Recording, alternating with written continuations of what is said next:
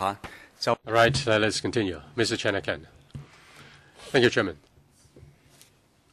Just now, I was asking the question on waiting time. I want to ask a simple follow-up.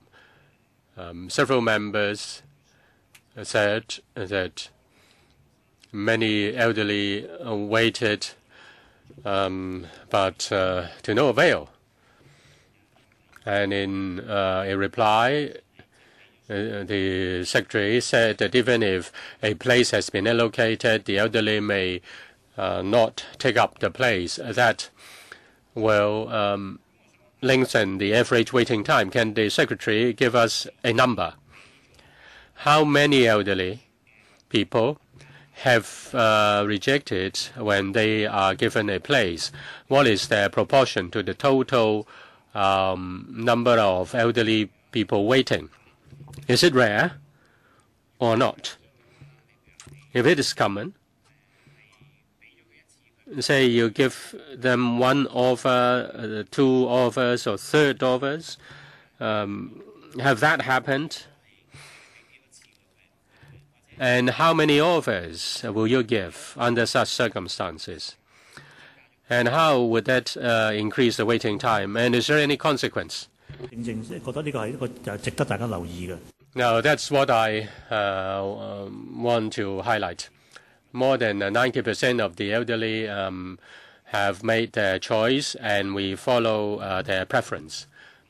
Last year, in 2013, for RCHE, those for infirmary, they are more serious. We distributed 8,613. We handled 8,613 cases. 27.4%, or 2,365, refused. They refused to take up the place. Now, 1,149, or 13.3%, change their preference. Say the location, the food, they do not accept.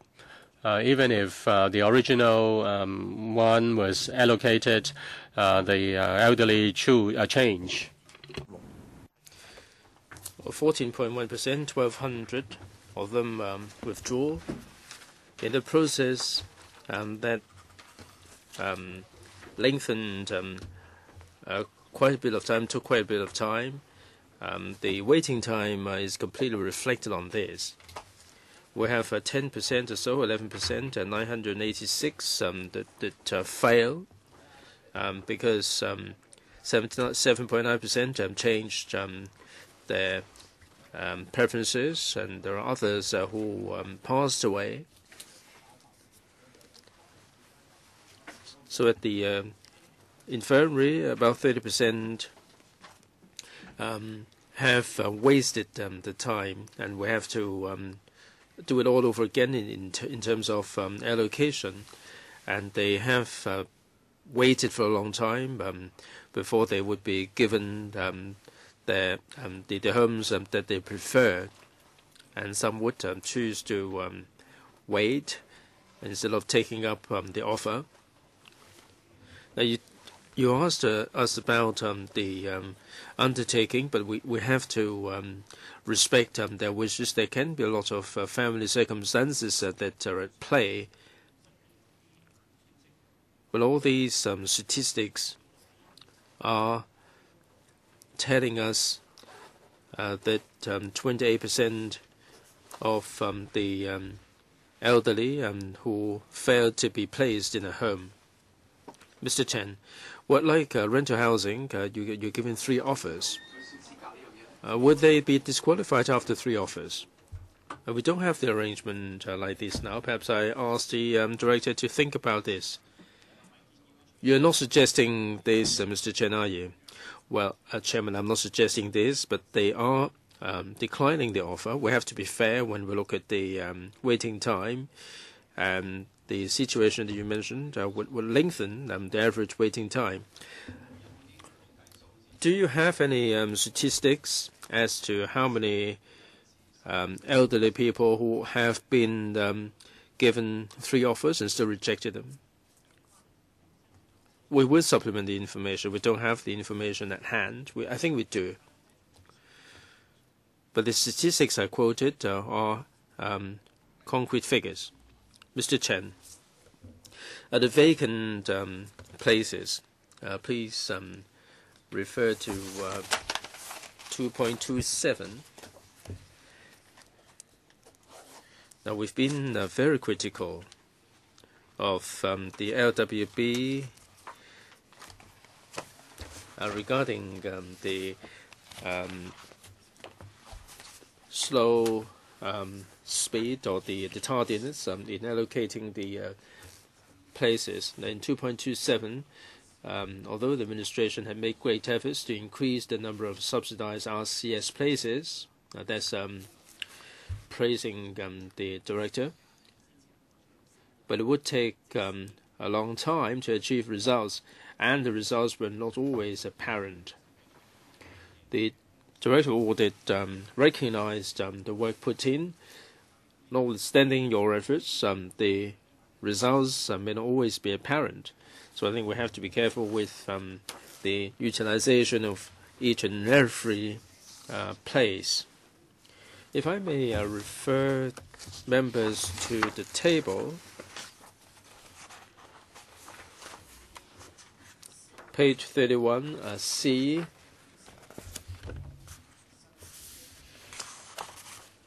There is a table regarding the allocation of the places. Now, if you refer to the table there, emission, time for emission, the longest time lag is 177 days. In other words, the place has been lying vacant for this long. Now, I understand that there is a manual, SWD manual, but in the manual it doesn't specify as to how they should deal with the delay in emission. In other words, the places can be lying vacant without anybody dealing with them. Now, these 177 days is pretty long time.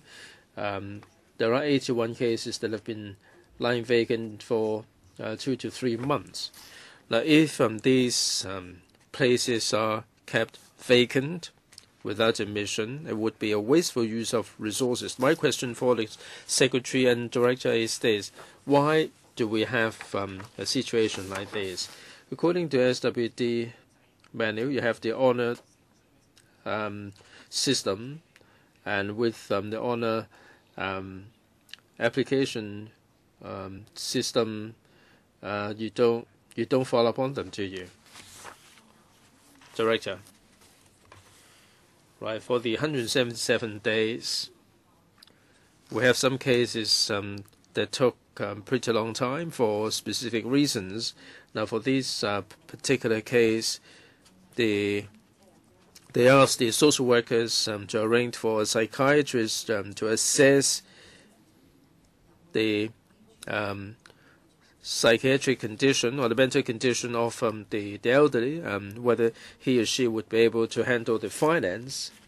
There are cases in which the elderly were suffering from physical problems, and they had to have the X-ray taken before admission. Each place is precious. I would like to place the elderly into these homes as soon as possible. There will be a notification system in future, and we do impose a time limit on the admission. We'd like to do a better job going forward. As I said earlier on, we will rely on the computer system that I mentioned, and that would be foolproof. So in terms of the long-term care allocation of resources, we are conducting a study, and we hope that the computerized system would enable us to track the cases, and it would be far better for us to monitor the situation. Now, we have notified the homes, and whenever places fall vacant, they will notify us as soon as possible. And we do have the acknowledgement system. Once the notification has been received, they will be given the acknowledgement. So we will acknowledge that once a place has fallen vacant for 2 days, they will notify us, and we will give the acknowledgement within 3 days. So they will improve the administrative arrangement. Director, you talked about the long-term computerized system. That this is the internet age. People can be mobilized to attend a protest. Why do you need such a long time? Well, so I was going to put this question. The director talked about the computerized system. Now, the report mentioned that the system has been going on for 13 years without any upgrading. It's only after the Director of Audit has reported they are talking about a new system, and that will not be available until 2016. Now, for the coming 2 years, do you still rely on telephone and fax and so on to improve the situation? Director, are we talking about the same system? Yes, indeed. We are talking about the same system. That system has been around for a pretty long time now. Under this system, the users include the 96 units from the SWD, the NGOs and HA. 998 units will be involved, close to 1,000. The volume of information will be so staggering. We have the tracking information, the allocation, the application, and also the personal particulars of the applicants. So this is really a massive information system. We have to move on with the times. And last year, we sought funding from the Lotteries Fund to upgrade the system.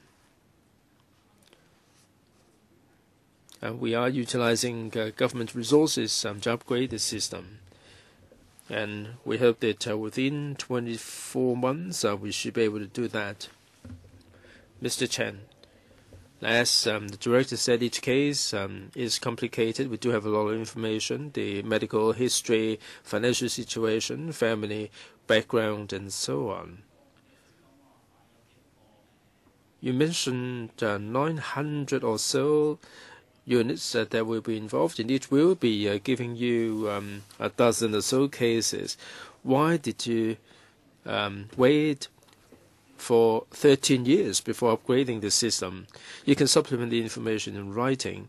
Now, can you tell us the sort of information that would be included in each and every case? Now, this system will not be coming around until 2016. Also, new information will be included. But why did you tolerate an old system for 13 years? Now, this would this system be less efficient than if the cases are handled by telephone and by hand? Director, indeed, we can make available more information regarding the upgraded system, but I must say that the existing system is doing its job for the allocation of the places and so on. This is done by the system. But in terms of tracking of cases and monitoring, we'd like to do a better job. We fully appreciate that we do need to upgrade the system, and we will supplement the information later. Mr. Chen. Chairman, I can come to my preliminary conclusion. Now, with such an obsolete system being used, to a certain extent, the time taken for allocation of the places would be much slower, and therefore a lot of places are lying vacant without being filled. Do you agree with this conclusion, Director? Well, you said that the allocation is slow, and that's not really true. The new system would cater for the tracking and monitoring. In terms of allocation, we are doing this in accordance with the procedures. Now, there is a bit of complexity there in terms of allocation. A senior citizen will be put in an allocation list when the turn comes up. We will then notify the caseworker who will talk with the elderly, and there will be 6 weeks' time for them to consider. The caseworker will have to discuss with the elderly. The consent form would have to be filled in together with the assessment results. Now, there were cases in which there were some delays because the caseworker simply could not submit the consent form, and that delayed the case a little bit, but that wasn't due to the system. Mr. Chen. Chairman, if I may turn now to the subsidized homes, 37, 38, or 38, there is a table there, table 1.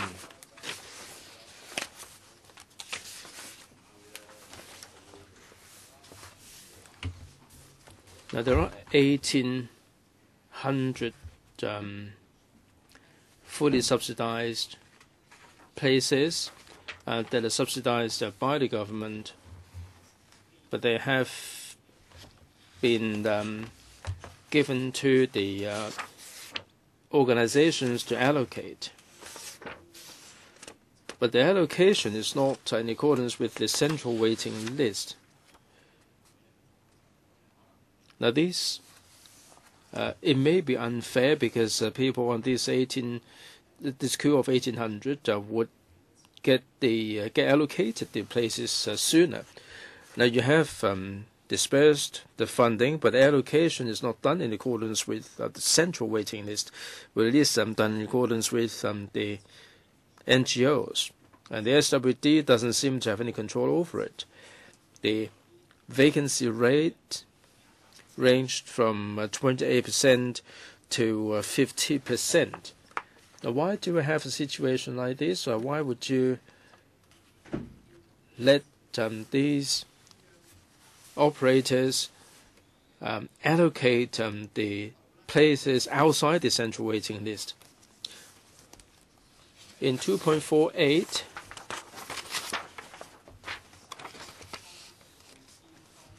back in March 1995, the administration informed the electrical FC that the government would play an active role in monitoring the admission of elderly people into RCHEs, and NGOs which operated the subvented RCHEs would not be given any discretion to admit applicants other than those on the waiting list managed by the SWD. Now, you've given the undertaking to the Finance Committee of LegCo that there will not be any discretion on the part of the organizations. Why is it that now, as time goes by, they're allowed to do so?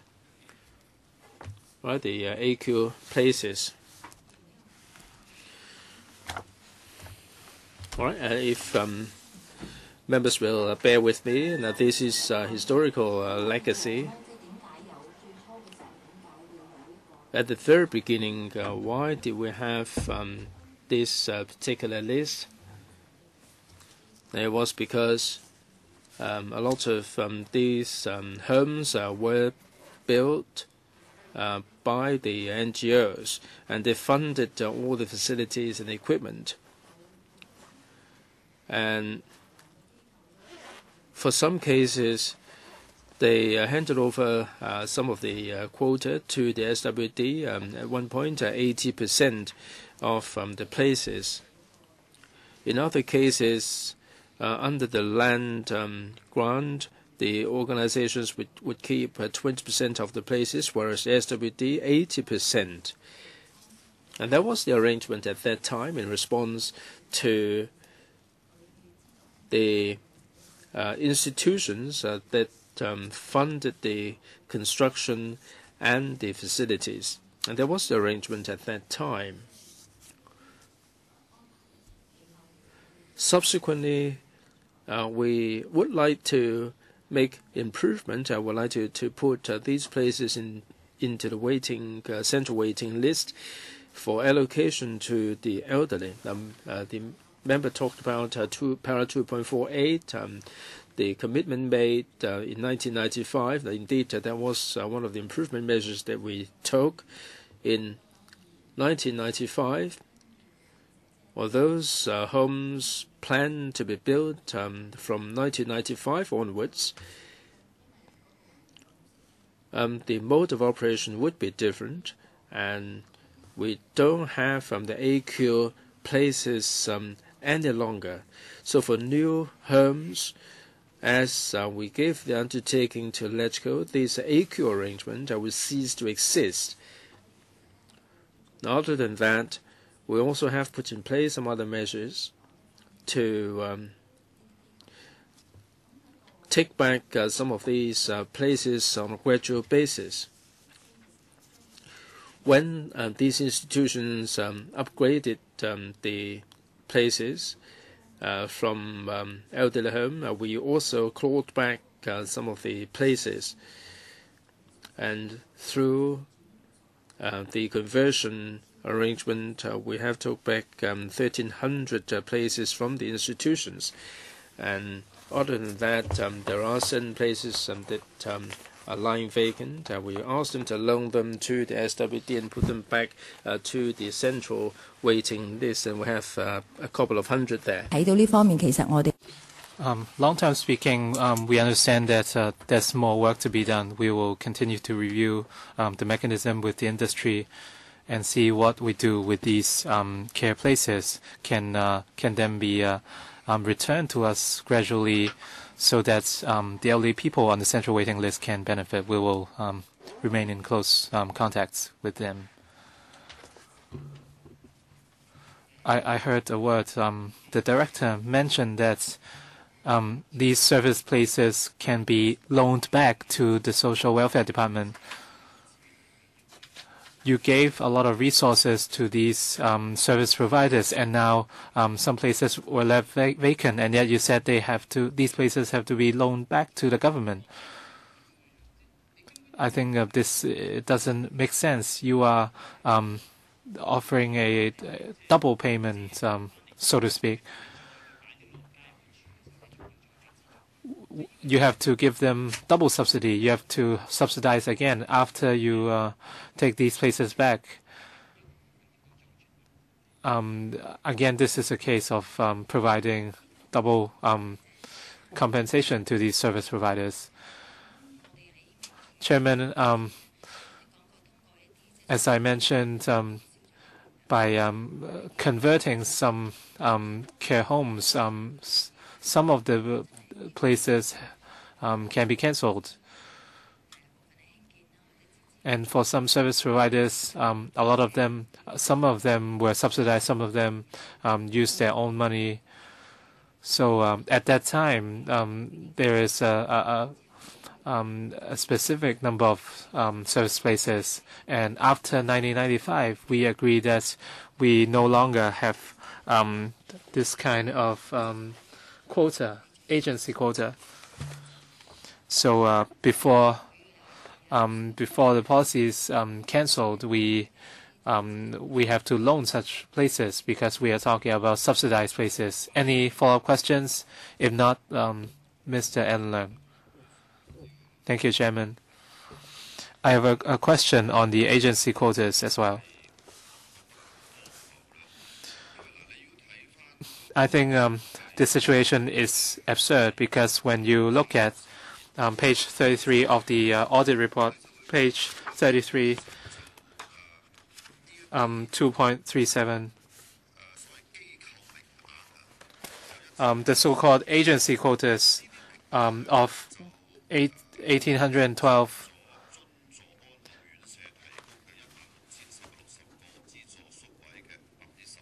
And the agency quotas consists of 11% of the 16,460 places in total.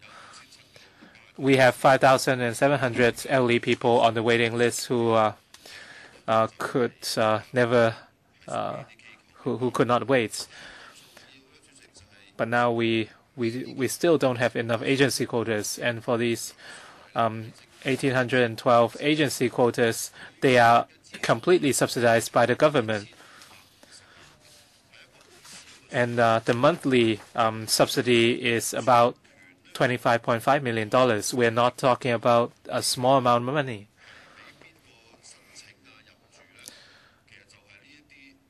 But yet the service providers can completely decide who to serve, which elderly people to serve.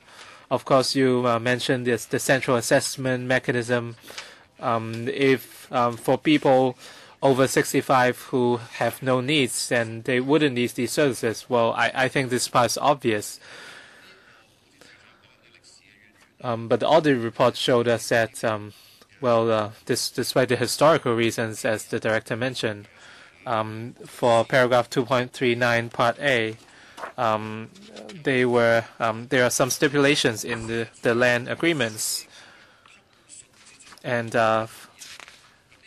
some requirements were drawn up between the SWD and and the service providers, and it seemed to be based on the law.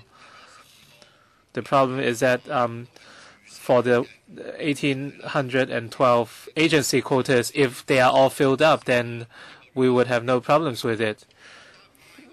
But the situation is that the audit report shows that a lot of these agency quotas were left vacant.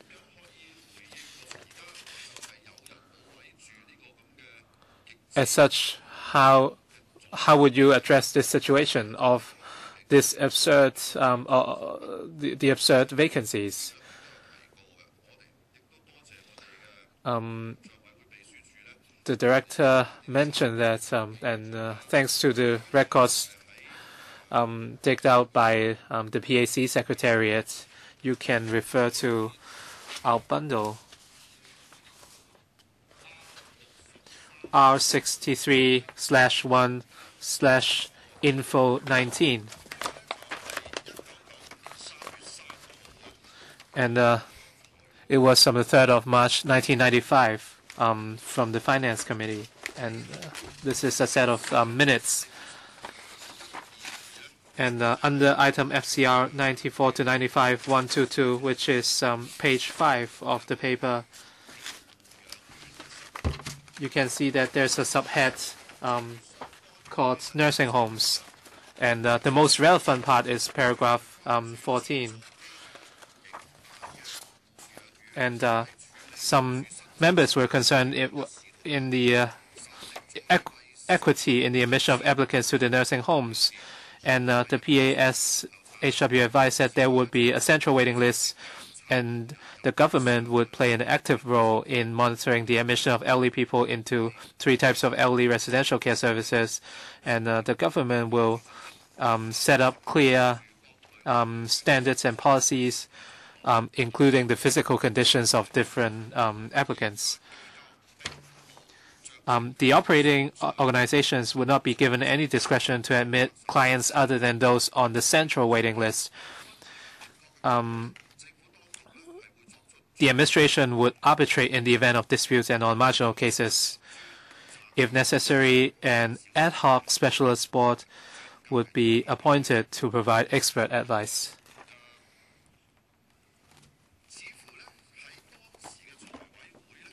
And at that time, according to the Finance Committee, members had no concerns because there is a central waiting list, and there's also an appeal mechanism. When you look at our audit report, paragraph 2.48,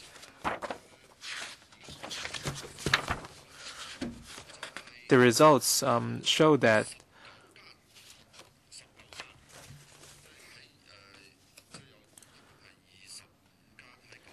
out of 25 subvented RCHEs planned before 1995, but commenced operation between 1995 and 2002.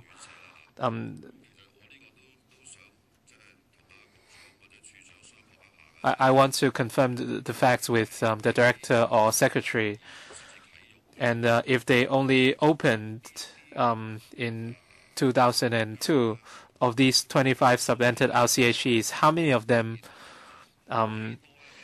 had stipulations in their land agreements, and how many of them had agreements with the SWD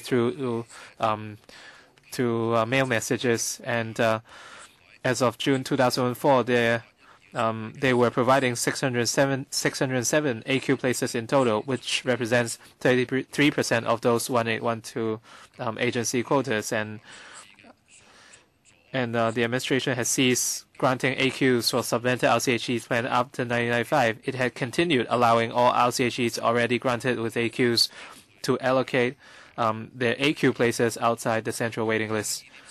When you look at paragraph 2.49, it's even more obvious from the figures. And for the 1812 AQ places, only 1,275 were successfully allocated by the NGOs themselves, and 344 AQ places had been informally loaned to the SWD for taking up applicants on the central waiting list.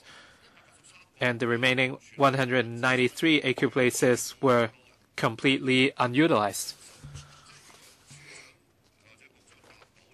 Well, if the director or secretary can address the issue now, it would be best. Otherwise, you have to give us written explanation of the situation. Why are 193 AQ places left unutilized? What measures do you have in place to ensure that you won't waste around 10% of the 25.5 budget every month? Or is this a violation of the promise made in 1995? As I explained, in 1995, and the audit report has mentioned that as well. In 1995, when we took the matter to the Electrical FC, the suspension arrangement only applied to new subvented RCHEs planned after 1995. So this is not a violation of our promise. For RCHEs planned after 1995, I read the relevant papers myself, and it's clear that those the RCHEs planned after 1995, there are no new, there weren't any new agency quotas for those RCHEs. And for our agency quotas, we admit that the number of places provided were not necessary, but we do have a number of measures in place to redeploy some of these service places in order to help elderly people on the central waiting list, and we would reclaim some of these service places from some providers. But for other providers, we encourage them to hand over some of the service places back to us for elderly people on the waiting list, and some of them would relinquish the places voluntarily. But that said, the situation is not satisfactory. We'll continue to conduct reviews with the trade to see how we can go forward. And with regards to these places, we will seek to gradually return these places to people on the central waiting list. Chairman, the director admits that the situation is unsatisfactory, so this is a start. But we cannot wait forever for the reviews. I pointed out already today that there are costs associated with these vacant places. these services are completely subvented by the government. Every month, we are spending $25.5 million in subsidy. And in terms of percentage, around 3 million is wasted every month. And the greatest irony is that we have 5,400 elderly people every year who could not wait. And but at the same time, we are continuing to pump money into these subsidies. So, Director, do you have a timetable in place to see for corrective actions? When will you return these AQ quotas to the central for relocation on the central waiting list? Chairman, we promised to negotiate with the trade as soon as possible, but many institutions are involved, so I cannot give a definite timetable now on or set a deadline for the institutions to respond. And for these vacant, but the vacant places would certainly be on top of our priorities. And we will report on our work progress to the Legislative Council regularly. So this is our priority. Secretary, I have a question for you. Is this, well, this policy shouldn't be driven by the trade. It's driven by the administration. And the industry only plays a supplementary role. So is there something wrong with your policy if you have to rely on the industry to take the lead? Every month, $30 million are going down the drain every month. So can you give an explanation? Chairman, we are concerned with this issue as well. We agree that we cannot accept that there are more than 100 vacant places every month. This is completely unacceptable to us. But as the director said, there are historical reasons, but we will gradually take corrective actions. Our ultimate goal is to reclaim all these service places, and we will do it as soon as possible. We don't want to waste these places. We are talking about more than 100 service places. We are very concerned as well. Secretary, you have made valid observations. We are talking about 1995. From 2015, we are talking about 30 years. And this quota of 1,812 have been in place for a long, long time. Secretary, how do these providers decide which people they serve? Do they have to report to the administration? Perhaps Ms. Lee? These providers have a set of procedures in place, and they have to undergo assessment. And on the advice of ICAC, these RCHEs must have a set of rules or guidelines. They are all subsidized, so they have to satisfy our procedures. I cannot tell from the audit report. And ICAC performed a review.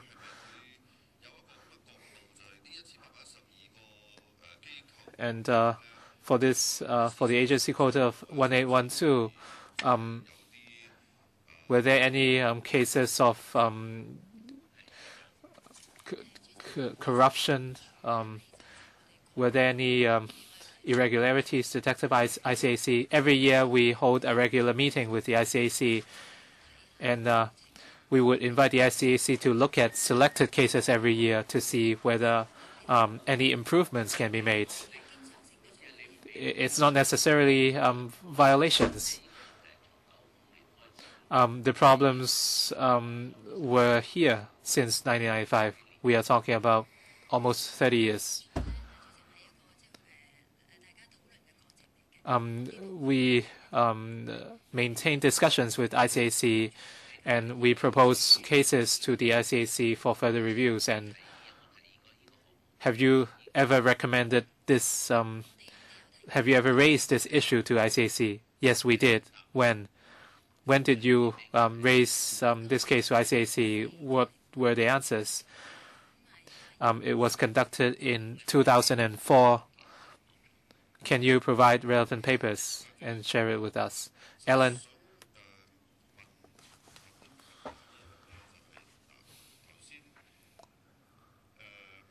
I have another question. The director said they would take corrective actions as soon as possible, and the secretary said the ultimate goal is to reclaim all these 1,812 places.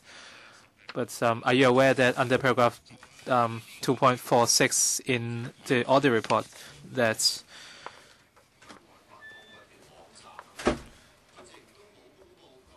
these service providers did not disclose the number of vacant places they have via the internet or via other channels, and they did not announce to the public.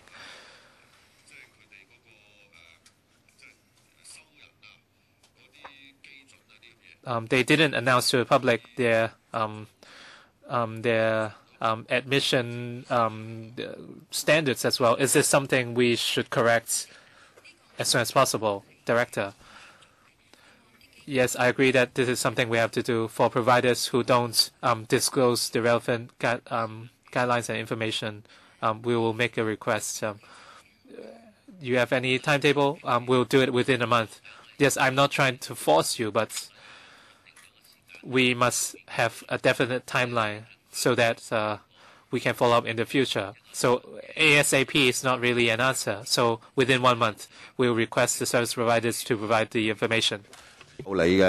Chairman, you're forcing them, and that's reasonable. Now, in the central register, there is the impression that somebody has jumped the queue under 2.47. Some people jumped the queue. Those who are in the front of the queue, therefore, felt aggrieved. So you need to deal with it in a keen manner. Now, and also under 2.49 paragraph 2.49 in the box.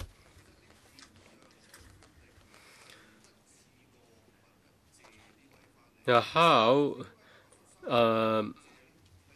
did you decide on borrowing these places? Why 100? There were still 193 which you didn't borrow. Were those institutions more difficult to negotiate? Now we have to look at the particular institution and also whether the elderly want such places. As for the AQs, there is a historical story to that. And they have these quotas, and they also have queues.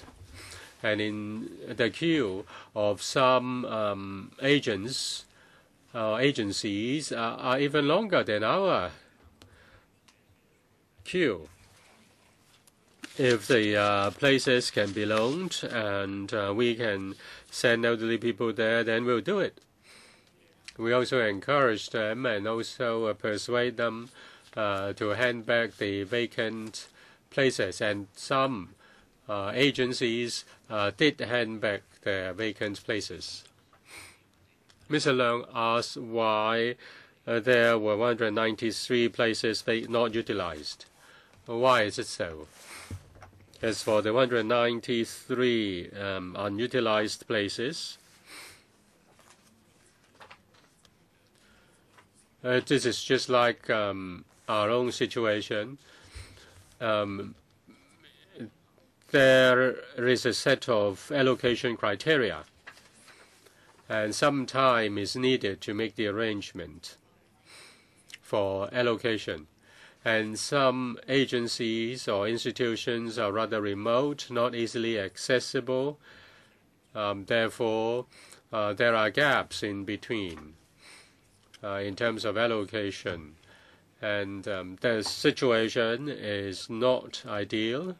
And we liaise with the institutions on how to make the seats, make the places available to the elderly in the central waiting list. It's not that the agencies take away a number of places.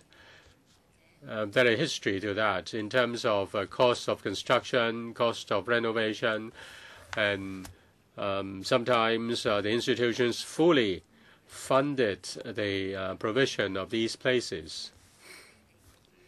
And also there were terms in the private treaty grant.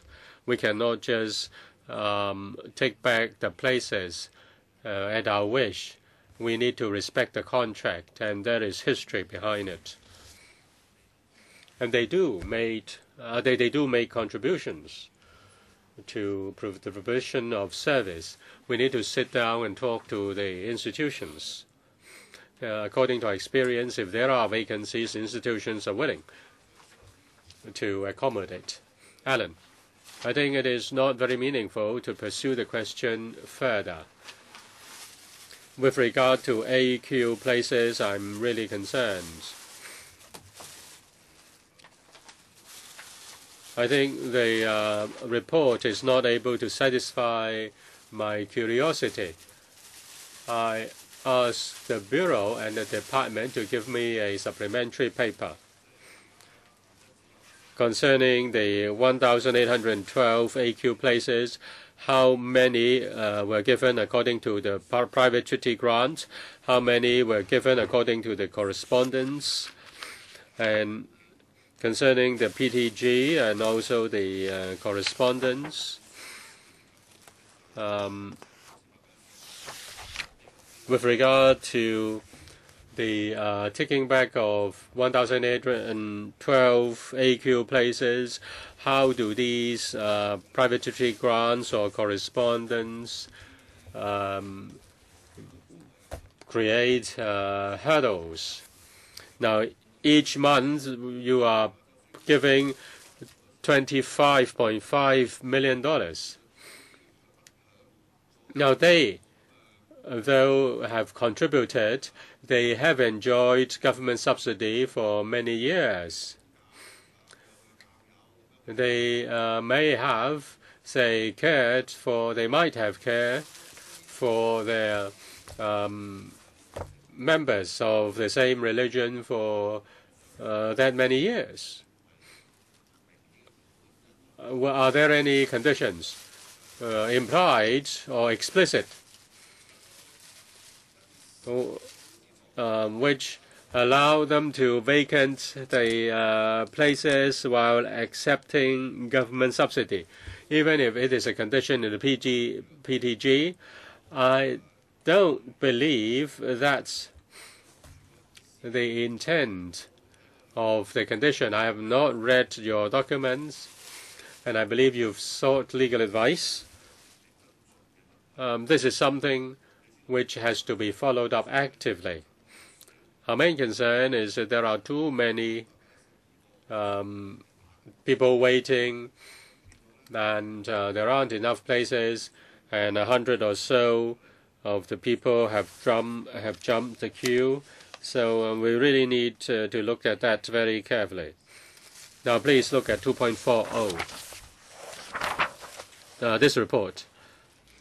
You've sought legal advice, and they say you can take it back. They say you can take the places back. The last sentence, 2.40.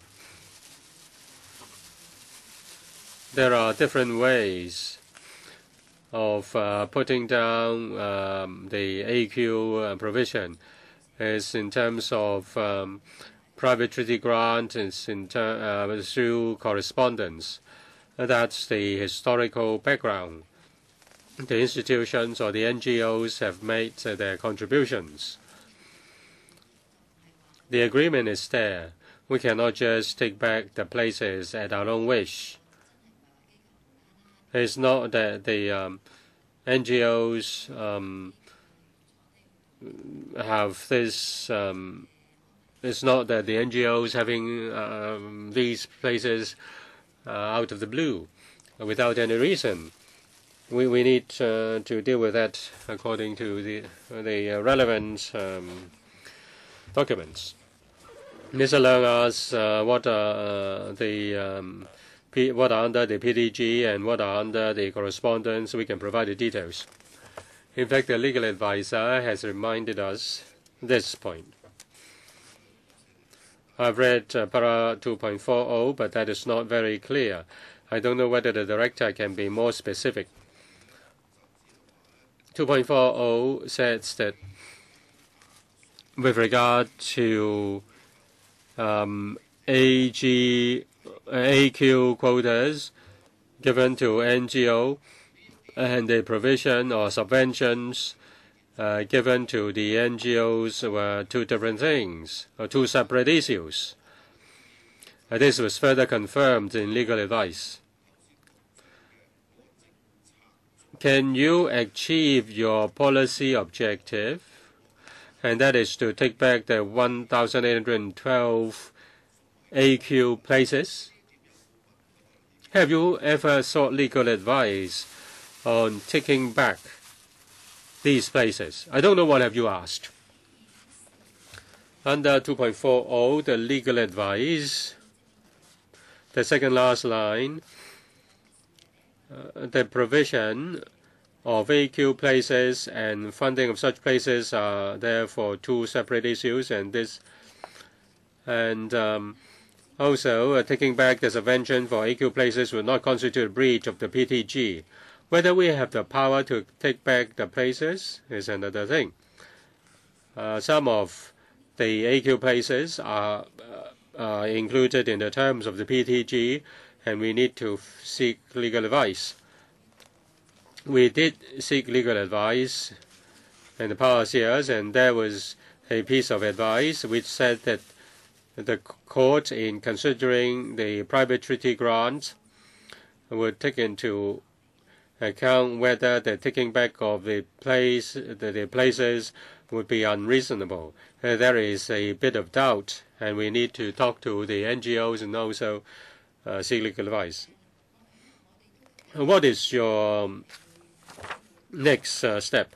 We'll talk to the NGOs. Our experience is that if there are unutilized places, the NGOs are willing to give the places back. Some are willing, but some are not, right? That's all public money. Yes, indeed. What are the difficulties? Since you are not able to deal with that over the years, and how are you going to follow up? Will the legal advice enable you to achieve your policy objective? Well, we will adopt a two-pronged approach. Since 1995, we have recovered more than 1,000 places. It's not that we have done nothing. It's also not true that the NGOs are not cooperative. We have the private treaty grants there, and we need to respect that. Well, we will seek legal advice and we'll talk to the NGOs. I just want to put it on record clearly. I just want to know who wrote down the sentence starting from thus. Is it after reading the piece of legal advice there is such an interpretation? Thus, the SWD had no obligation to grant or continue to grant subvention for the AQ places, and the taking back the subvention for the AQ places would not constitute a breach of the PTG. Thus, blah, blah, blah, blah, blah. Who put it down? Was it by the in an interpretation by the Director of Audit? Or did he just record the interpretation of the SWD? I didn't have the legal advice, so I don't know who put this down. The director. The deputy director. Well, I try to explain what I understand. We looked at some of the PTGs. Let me speak a little bit on the background.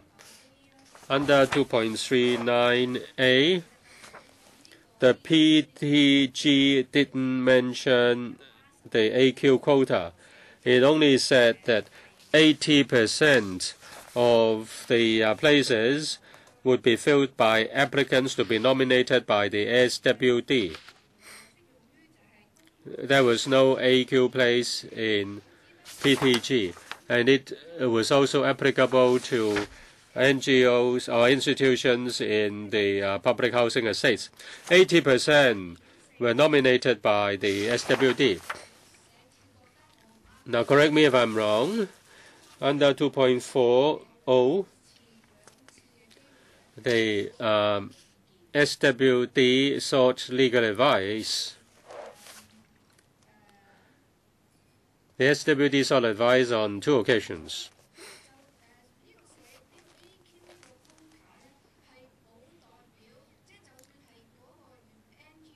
Even if the NGO can use the AQ places, it doesn't mean that the government must give subsidy. Subvention and AQ places are 2 separate issues. They are 2 separate matters. In the correspondence between the SWD and the NGOs,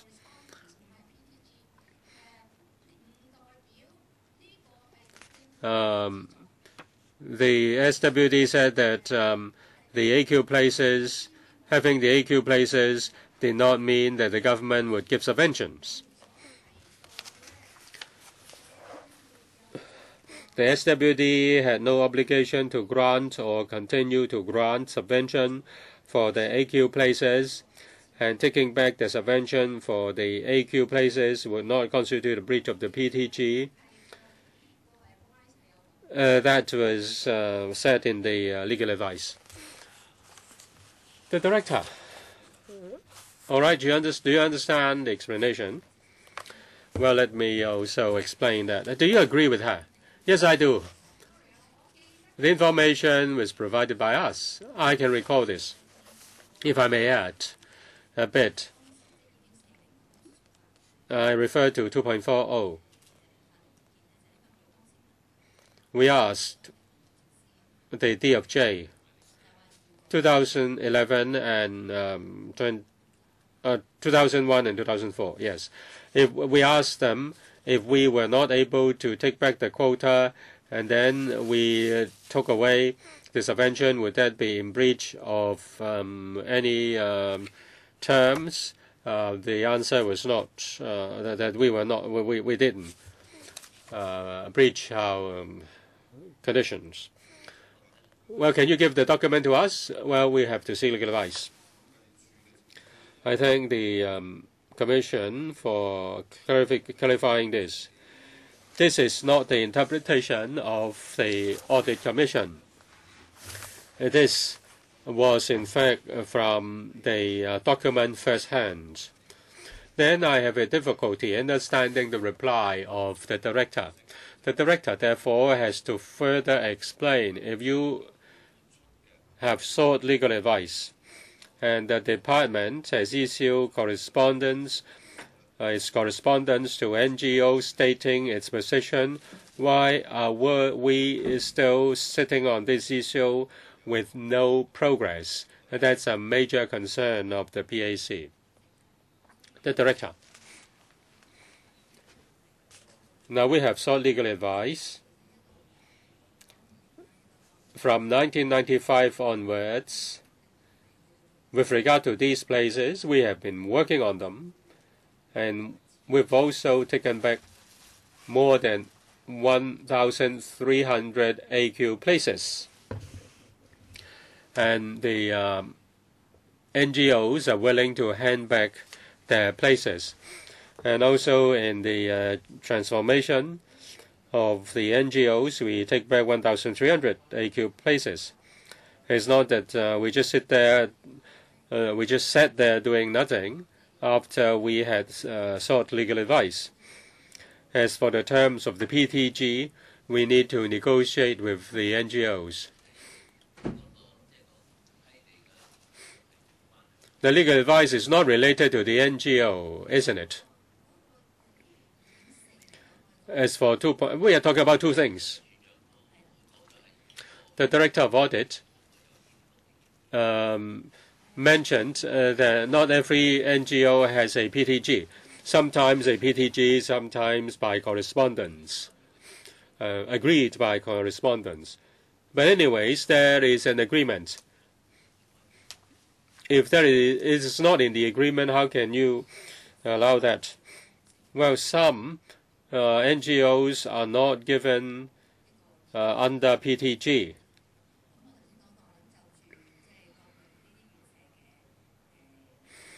As for the AQ places, we will provide the details, whether they are under PTG or not.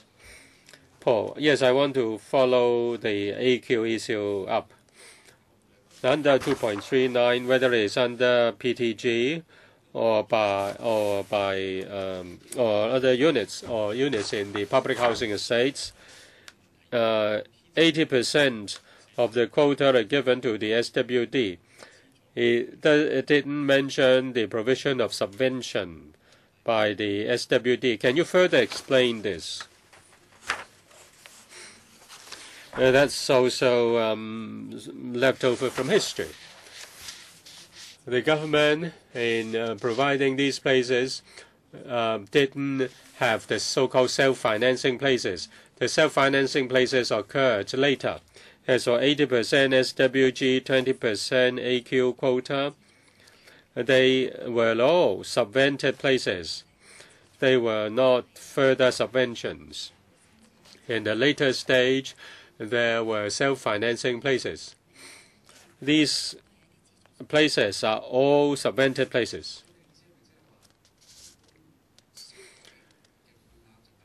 The provision of places, residential places, imply subvention. Is it the case? Then it goes against the legal advice. Director? So under the PTG, to what extent should the government be responsible? Now we are talking basically about the subsidized places. The legal advice suggested that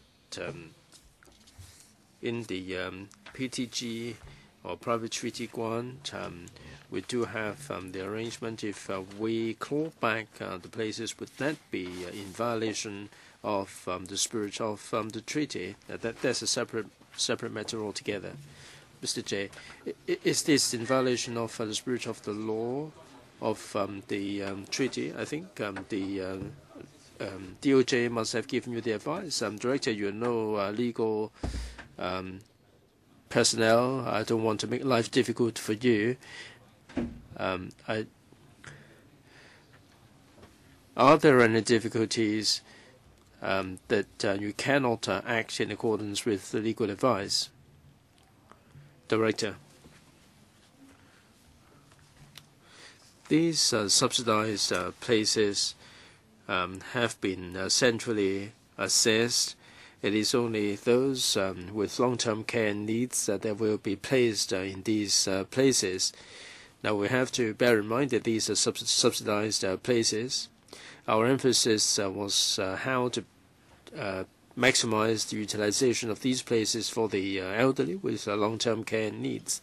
As we explained, we try to claw back the places for the elderly, or we can cancel the AQ quota. Going forward, one of the ways is to withdraw the subsidies. That can be considered. When we discuss with the sector, this is one of the considerations that we have in mind. To respond to members and the members of the public, I would like to utilize these places for those elderly people with long-term care needs. Paul? Chairman, I don't have any intention of denying the contributions made by these NGOs, and nor do I have any intention to force the government to make it difficult for these NGOs. But in 2.50, there are 5 reasons at least why government should claw back these AQs. A, the demand is very tight, and they're 100% subvented, and B, there may be inequitable allocations, and C, there was a commitment made to Electrical Finance Committee in 1995, and subsequently the Electrical wasn't told about why this couldn't be done, and D, the legal advice obtained that the letter had no obligation to grant subvention, and E, the enrollment rate of 70% and so on. Now, why is it that the government cannot tell the NGOs that they can withdraw the subsidies by such and such a time? What are the difficulties, Director? Now, these 5 points are very important. From 1995 to now, you have done something, but can you tell us all the difficulties concerned? Perhaps we can offer some assistance here. Director. Chairman, thank you very much for the question. Indeed, as I said, the NGOs did have contributions to make, and in terms of the construction costs and renovation costs, they have made a contribution. And in the private treaty grant or in the agreement, we have given the recognition, we have given the undertaking, and we have to respect the mutually agreed arrangement, and we have to respect the contributions of the NGOs. It's not as if we haven't done anything since 1995. We have clawed back quite a number of places since 1995. On the one hand, we respect this arrangement in recognition of the contributions of the NGOs. We simply cannot be high-handed enough to claw back every single place, and there can be doubts. There can be proceedings that initiated at the court, and the government cannot be so high-handed as to claw back all the places. And this is a historical legacy, and we'd like to work it out with the NGOs. In the light of previous experience, the NGOs are not uncooperative at all when they reinvent themselves, or when they loan back the places to the SWD. We have taken back some of the places, and we can consider some of the measures. 2.50 made it very clear what the problems are, and it's a question of when you will implement them. Now, the scenarios mentioned in A to E will not happen. Now, there are places that are lying vacant, and there are people who are jumping the queue. There may be some who are not cooperative. And what percentage are they, and how many places are there? Please tell us the facts. The Director of Audit put together this report and highlighted this problem, and you're immediately saying that you will study that, and this is not acceptable. Director. Chairman, we sought legal advice regarding withdrawal of subsidies. The Council has been having a lot of discussion. We don't really like to see the number of subvented places reduced, and we hope that the NGOs will hand over the places to the central waiting list. So when we discuss it, we're not trying to reduce the number of places. Rather, we'd like to claw back these places and put them on the central waiting list for the elderly. So we have to discuss this in a comprehensive manner. We don't really want to see a decrease in the number of subvented places. In the market, there are some vacant places, but we are concerned about the queue, and when dealing with these places, we'd like to keep the number of places. We're not trying to just withdraw the subsidies and rest at that. We will respect the spirit of the treaty, but at the same time, we try to claw back these places for the central waiting list, and this is what we are proceeding.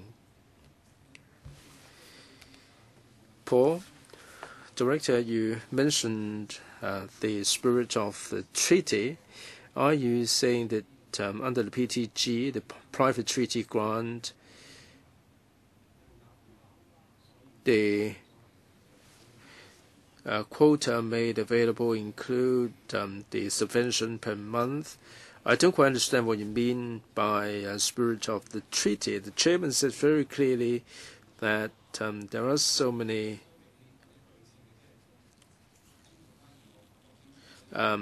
places that we are talking about. Of course, we have to respect the way things were done before. But given the 5 major factors here, you should get on with finding a solution post haste. Have you been subjected to any legal challenge, any judicial review? Any difficulties, Director? Well, we've been going on so far, and we do understand the difficulties, but you failed to tell us how we should proceed. Now, this is not fair to the elderly people, so we'd like to find out why you have such huge problems. Secretary, can you clarify on this? Let me clarify.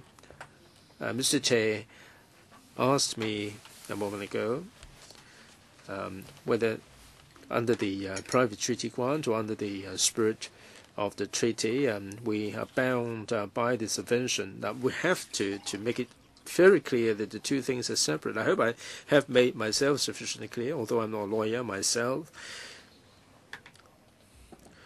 Now, there is the private treaty grant here, and we have to discuss with the NGOs. Now, we're talking about the AQ places, the agency quota places. I don't think this is the intention of members. We don't really want to reduce the number of subvented places. What we are seeking to do is to keep the number of places and put them on the central waiting list. So we try to claw back these places and put them on the central waiting list. Director, without money, they will not hand over the places. So you have to ascertain where is money going to come from. We have to make sure that the money is going to be well spent for the benefit of the elderly. They should be getting the services they should be entitled to. We're not talking about the spirit of the treaty. We all understand what we are talking about. We're basically looking at this from the value for money point of view. You have to keep them separate. That much I understand. But we have to talk about the subvention. Are we wasting the taxpayers' money? That's the core issue that at stake. Are you with me? Are you with me? All right. Can you address the question then? Yes, I was addressing the question, Chairman, about the money, the subvention. Of course, the vacant places. This is undesirable. We have to deal with this as a matter of priority. But for the subvented places, I don't think we can say that this is a waste of money. We have to give due recognition to the contribution of these NGOs, and the elderly will be subject to the central waiting list assessment, we're not really making it favorable to the NGOs. They have made a contribution in terms of the costs and the financial outlay and so on. So this is not a wasteful use of money, but we have to do something about the vacant places, and this has to be dealt with as a matter of priority. Mr. J, I hope I didn't misunderstand this. Are you offering the same subvention for places, whether they are occupied or not, or is there a pro rata subvention? Director. Yes, we make the allocation for the places. So even if they are unoccupied, they are subvented, aren't they? I think Mr. Leung is highlighting this. This 25 billion each month. There is 3 billion that we're talking about poor. So this is all the more reason why you have to deal with this firmly and positively. They get the subvention, and they are leaving the places vacant. Are you being overly tolerant of these NGOs, whether they have made the contributions or not? Now, we talked about these 5 scenarios. I think your respect for the past contribution is overriding everything in reality, and this simply is not on. Director Audit, can you help here? Can you assist us? Chairman, there is a requirement regarding occupancy, the 90% requirement on the part of the SWD. So there is a provision to monitor the situation. Mr. J, well, I remember seeing the requirement, but even if they flout this requirement, it doesn't have any consequences. Any loophole regarding implementing this requirement? Well, I leave it back to the SWD. Your report has highlighted so many problems, so I'd like to put this to the author of this report to be fair. Can you elaborate? Deputy Director. Let me try, Chairman. The SWD has the funding and service agreement, whereby the subvented NGOs occupancy has to be up to 95%. If they fail to meet this target, then the NGO has to provide an action plan. I will stand to be corrected by the SWD. They can supplement any way they like. The action plan is about how improvement can be made. Since 1995, not much improvement has been made, has there? So it's very clear, Director.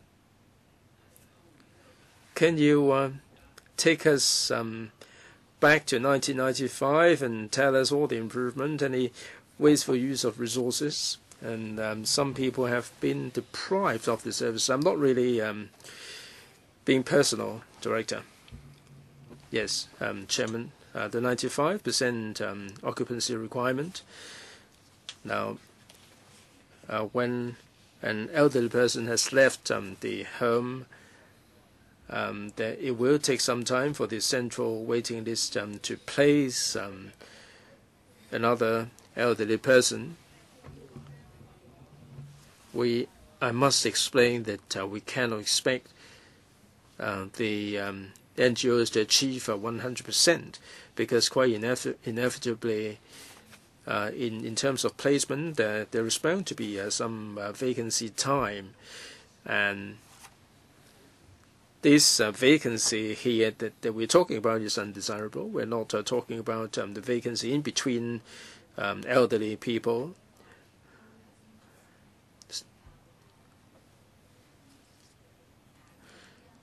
Now, Mr. Che said that we have to deal with this more positively. We can give the assurance that since 1995, all the institutions that are planned to be built, there will not be any more AQ places. For the homes that are converted to care and retention homes, all these AQ places have been cancelled altogether. And this arrangement that we are putting in place. Now, there was a suggestion that we cannot achieve a 100% occupancy rate because there is bound to be time where vacancy arises. Mr. J, well, there is bound to be some lead time for people to move out and for new people to move in. And since the places are so expensive, do we have any mechanism to make sure that the lead time will be minimized or will be shortened so that there will not be any built-in loophole that would allow them to drag the matter? And I think this is one of the reasons why there are problems with the mechanism. And this has to do with B, Paul. Director, Chairman. Now in the workflow, we do have certain requirements. Once let's say an elderly has been admitted to hospital or left Hong Kong, and once he or she has left Hong Kong for a month, the NGO has to notify us. If the place falls vacant for a couple of days, they will have to notify us, and within a certain period of time, a placement will have to be made. We do have a list. We would ask the elderly about the availability of certain places and whether they are ready to move in. Now, some elderly may change their mind when the turn comes up, so we do have a backup list, and we will ask about the preferences of the elderly when their turn almost here, so that would make it easier for us to make arrangement for the placement. So we do have the very specific workflow. We will remind the institutions to do a better job to make it more rigid in future. We've had 10 or 11 meetings at the LegCo already. Did you let them know that you already got the money, but then you haven't done anything? This is rather unhealthy. You're referring to AQ places, right? Yes. We've always reviewed the AQ places with various NGOs, and as I explained, some of these places were already cancelled. And some of these places were returned to us by the AQs. So we are having improvements. You said you would encourage communications, and you said you would ask them to explain the vacant places. But would there be any financial consequences for these agencies in order to encourage them to be more responsible?